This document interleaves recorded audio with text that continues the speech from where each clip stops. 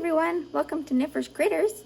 I have little Elfie here, and since we are coming up on fall, I thought I would talk about a common issue or concern or source of stress, I guess, with hognose snakes, and that is food strikes. Hognoses tend to go off food for a variety of reasons, and it is a source of stress for their keepers, and it doesn't need to be, in my opinion. If your snake goes off food because it's ill, you're likely going to know that it's ill because it's going to act ill or it's going to look ill. There's something that's not going to be right about it. And in that instance, yes, there is a cause for worry. When Orion, my house snake, went off food, they are not known for long food strikes, at least to my knowledge. So I was a little bit more concerned, and then I did eventually notice that, yeah, he was swollen, and then he had a mouth infection. When Vanellope quit eating and Elfie quit eating during the first winter I had them, I wasn't really concerned because hognose snakes are known for going off food in the winter. And I already had experience with that with my turtles. They eat far less in the winter, and the really cold winters we've had, they've gone completely off food, at least the painted turtles have. There was a year when Sam literally ate nothing for 6 months, and he was totally fine. So if it's seasonal, and your hognose is acting fine, looks fine, isn't losing an unhealthy amount of weight, then it's not really something to be terribly stressed about. Just monitor them. One thing a lot of people tend to do is freak out, start feeding them different foods, using different methods of feeding more often, and ultimately what that's doing is stressing out your snake. They like consistency. They do get stressed, or they can. Not all of them. Elfie is pretty chill. But they can get stressed out easily, and a lot of change and a lot of coming at them with your stress is going to stress them out, and then they're not going to want to eat. So if it's October and it's getting cold out and your hognose snake quits eating, just monitor your snake. Make sure it looks healthy. Make sure it's not looking like it's losing too much weight. And what I do, I don't feed them on a weekly basis in the winter. I've discovered that it's pointless and it's just a waste of mice. So if I see them out, I will offer.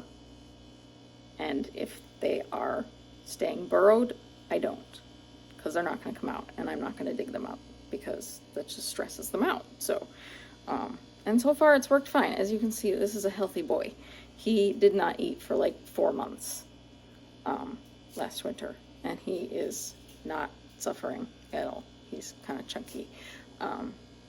Vanellope, even as a baby, she was only a few months old, and she went off food the first winter that I had her, and she didn't eat for like 3 months, and she's fine. She's growing. She's, I think, at least the size of Elfie, if not a little bit bigger right now. And she periodically will go a week here, a week there without food, and then sometimes she'll go weeks to months without food. And usually it correlates with either right before she sheds or in the wintertime.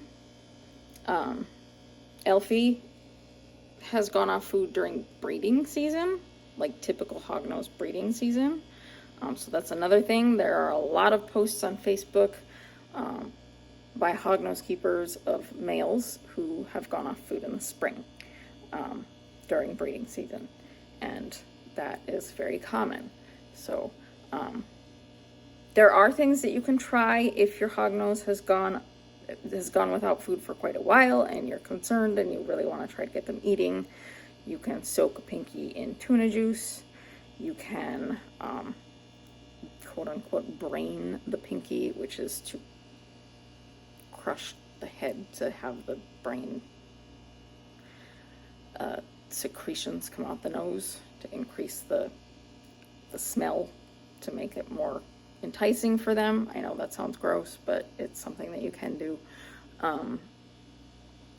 Offering Reptilinks, offering, I know some people offer eggs or pieces of fish, or if they're big enough, I guess, like quail.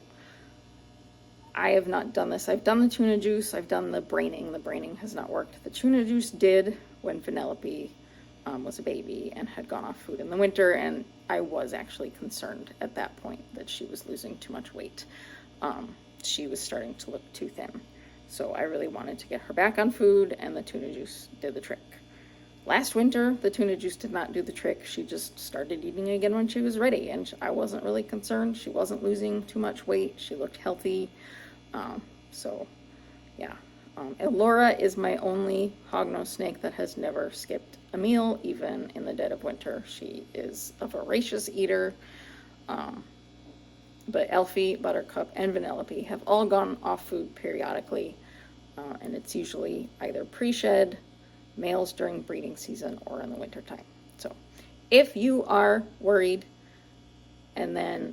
but your hognose snake looks okay and you're seeing a whole bunch of people on the internet posting my hognose isn't eating right now, and it's in the winter or in the spring, it's probably seasonal.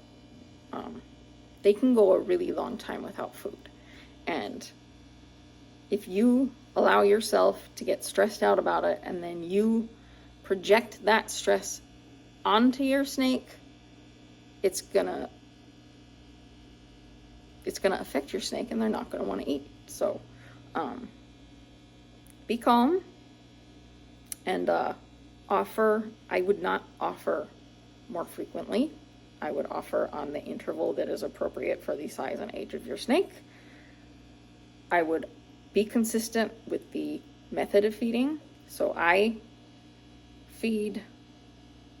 drop feed with Elora because she's always out. I drop feed for Elfie when he's out.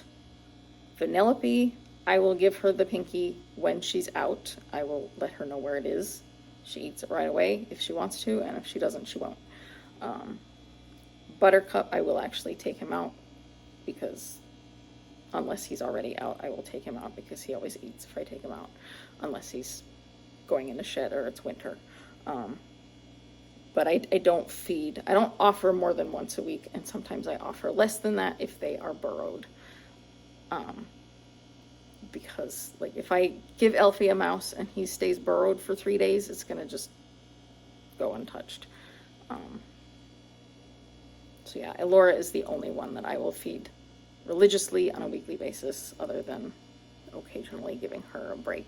Might skip a few days or skip a week here and there, but most of the time she eats weekly. But yeah, obviously they're not, like, look at this guy. He is chunky. He has grown. I did not expect him to grow any further, but he has grown. And he is about as chunky as I would want him to be. I would not want him to get any chunkier. So I did skip last week feeding for him. But at the same time, I don't want to do that too much in the fall, because he could stop eating food once winter starts. If your hognose snake is staying burrowed in the winter, also that's normal. They kind of self-brumate sometimes. Like, it's not a full brumation because it's not cold enough in your house, unless you are actually brumating them deliberately. But they will kind of go into this kind of state of semi-brumation. My turtles do it too, where they're not active. They stay in their burrows or in their hides or whatever more often, and then they don't really eat as much. They know what they're doing, and if they are healthy, if they are looking healthy and acting healthy, then I wouldn't do all these different things to try and get them eating, because it only stresses them out. Be calm about it. Be methodical. If you do really feel like you need to get them back on food because they're losing weight or whatever, then be methodical about it. Don't switch it up every week. If you want to try a new thing, try a new thing. And if it doesn't work, either try that same new thing the following week or go back to what they're used to the following week, and then wait to try another new thing. Don't try a new thing every single time. And obviously, if your snake is losing too much weight or if it's looking unhealthy, then yes, do consult a vet. Make sure that you know what vets in your area see reptiles. You should really make sure that you have access to a reptile vet before you get a reptile. I see posts on the internet by people who say they don't have a reptile vet, and I always wonder, why would you get a reptile if you don't have access to a reptile vet? You really should have access to a reptile vet if you're going to have reptiles. Yeah, that's just, they might need vet care, so. I also recommend learning what an unhealthy versus a healthy snake looks like. So make sure you know what a snake looks like when it's dehydrated. Know what a snake looks like when it's underweight. Know what to look for with other common conditions such as mites or mouth rot or abscess, so that you know what to look for if you think that your snake could be off food because of illness, or if you think that the lack of food is a concern. So, yeah, just make sure you familiarize yourself with those things, because that's important. And that's important with any pet, knowing what to watch out for common illnesses. If you bring home a hognose, and you set it up and you don't give them time to acclimate, they also might not eat. So it's recommended to give them a couple weeks to acclimate to their new environment. Minimize handling. It's actually recommended to not handle at all for the first couple of weeks. And it's recommended to not offer food right away, to wait till they are acclimated. I think I fed all of mine within the first week, but all of mine were pretty chill, so I wasn't worried about it. But if your brand new hognose seems stressed, or if you try feeding it and it doesn't eat, wait before trying again. Give it time to acclimate. Don't handle the snake. And, as I said, don't try a bunch of different things and try feeding every couple of days. Just wait, give the snake some time to settle in, acclimate to the new environment. It can also happen if you switch them to a new enclosure. Some of them can be sensitive to that source of stress, and it can take them a while to get acclimated to their new environment. So that is also another reason that they can go off food. And you just have to give them time, and they will eat when they're ready to. So yeah. But also, it's not recommended to handle them for 24 to 48 hours after feeding. Some people will also say don't handle them like the day of feeding. I have not found that to be an issue with mine, but if you have a hognose that is easily stressed out and goes off food because of stress frequently, then don't handle them the day that you feed them, because it could cause stress and cause them to go off food, or to refuse a meal. Also, if you have a hognose snake that's prone to not eating before shed, don't feed them when they're in blue. Elora will eat when she's in blue. Buttercup will eat when he's in blue. Elfie doesn't always, so I just don't even try because I don't want to waste a mouse, and Vanellope will not. Most of the time, hognose food strikes are perfectly normal. Sometimes they're not, but most of the time they are, and if you just be calm and methodical about it and keep your stress to yourself and not project it onto your snake, that ultimately will be better for you and your snake. And hopefully this video makes you feel a little bit better if you are experiencing a food strike with your hognose, or even with your other snake, your ball python. They're known for it as well. So yeah, that's what me and Alfie have to say about that. We hope that y'all are having a great week. It is, we're having fall weather here. It's very sunny out today and it looks nice out, but it's like 60. And it's been in the 50s and 60s during the day, colder at night.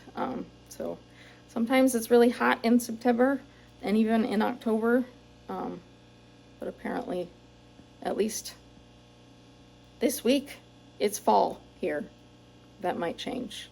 It's one thing you can count on with Minnesota weather is it's going to change. So yeah, if you have any questions about food strikes with hognose snakes, let me know. If you have any other thoughts about it, or any other suggestions for people who really do have a snake that they're struggling with getting back on food, that really needs to get back on food because they're, a baby or they're losing weight or whatever, then, post suggestions in the comments. One thing I didn't mention is drop feeding. I mentioned drop feeding. I didn't explain what that is. It's just putting the mouse in the enclosure and letting the snake find it and eat it as they desire. And you can drop feed in like a paper towel roll so they have privacy. I have found that my snakes don't feel like they need privacy to eat, so that is not something I worry about. I just put it on a like a Tupperware lid or something so that it's not getting covered in aspen, or I'll turn their hide upside down and put it in hide. Some people use dishes, like food dishes or whatever, but you can put it like in a paper towel roll if you want to give them some privacy, I guess. Some of them can be particular. Vanellope will only eat hairless mice. Every time I've tried to give her a fuzzy with actual hair on it, she rejects it. So if I can't find big enough hairless ones, I'll just give her 2 smaller ones. So yeah, some of it also is that sometimes they can get particular about things and you just kind of have to figure out what their preferences are. It's trial and error, but just stay calm and methodical. That's my biggest advice, and don't stress them out, and try to manage your stress. Try not to be too stressed out about it because it's normal. We all go through it with our hoggies and sometimes our other animals as well. And disclaimer, in no way am I saying that you shouldn't seek vet care if you think that there's something wrong with your snake. Going off food can be normal, but it's not always normal. It can be a sign of illness, and if you feel like there is something wrong, follow your instincts and consult a vet or a breeder, if it's recently purchased, or ask for advice online. Not all of the advice is good, but some of it is. You kind of gotta figure out what is and isn't. Stop shaking hand. Sorry, my hand shakes sometimes. Yeah, so if your snake, if you do really think there's something wrong, do seek vet care. I'm in no way saying that you should never be concerned if your snake goes off food. I'm just saying if your snake seems healthy, and is maintaining a healthy weight and is off food because of a normal reason that they go off food, then it's probably fine. But I am in no way saying that you shouldn't ever consult a vet or that you can't consult a vet if you think something is abnormal or something is wrong. So follow your instinct. If you really think that's something you need to do, then go ahead and do that. Right? Also, wardrobe change. One thing I did not mention earlier is that if your hognose goes off food, the first thing you should really do, especially if you're new to hognose keeping, is evaluate the enclosure and the husbandry. They can go off food if husbandry is incorrect, and they can go off food if something about the enclosure is causing stress. For example, it is said with baby hognose snakes that they can feel stressed if they are in a large enclosure. I know this is dependent upon the individual hognose, and there are some hognoses that do just fine in a larger enclosure. There are some that are more easily stressed, some that are more sensitive and would do better in a smaller enclosure. So I started off my hognoses in, I started Vanellope off, and I think in a 10-gallon. I think the others I started off in 5.5. they all did fine. I blocked out 3 sides of the enclosures with black foam board from Target. Could probably also get from a craft store or on Amazon, and just gave them plenty of hiding spaces, and very quickly learned that Buttercup does not like clutter, but the rest of them appreciated it, although Elfie prefers to climb on it rather than hiding in it. But that it is said that as long as they are able to feel secure in their enclosure, that the size of the enclosure shouldn't matter, but with some it might. And then just making sure that the temperatures are correct, and humidity isn't as big of an issue with hognose snakes because they don't need high humidity. Watson, stop tearing up my paper. Thank you. But just take a look at that. And if you do have them in a really big enclosure and you've just brought them home, or you've just rehoused them and they stop eating and you can't get them to start eating, consider downgrading them or giving them more hiding places. Watson, hey, no, stop it. That's my calendar. Stop that. He wants his evening treats, and it's not time yet, and he's trying to convince me that it is time. So, yeah, so I just wanted to mention that. And again, just make sure that you know your individual snake and know what to recognize as far as illnesses go, and as far as knowing what proper husbandry is, so that you can evaluate the situation properly and take the correct action, even if the correct action means no action.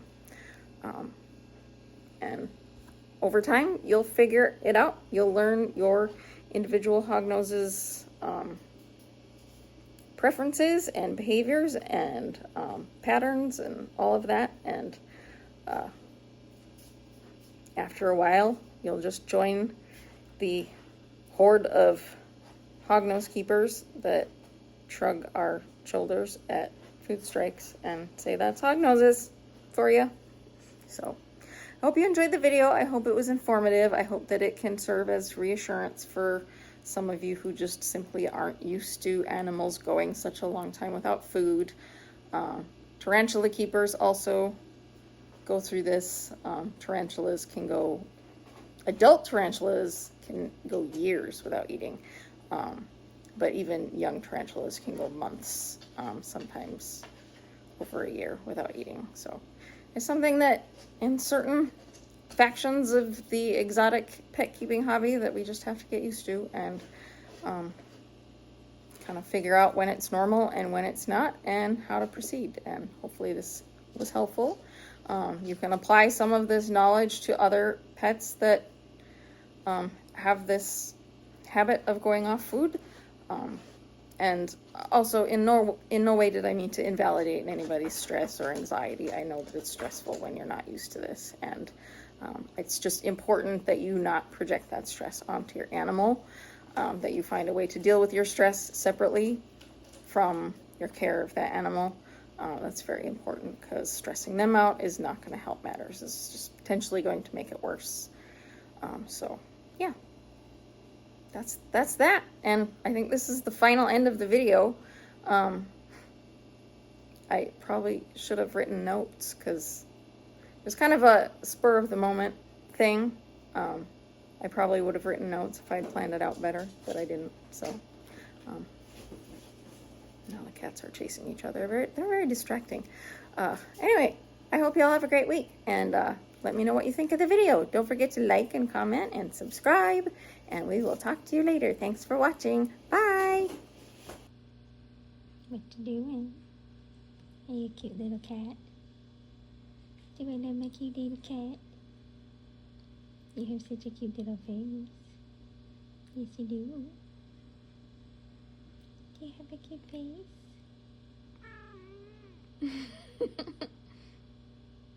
What you doing? Are you small? I know what you want, but it's not that time yet. No, it's not. It's not that time yet. Martin. Martin.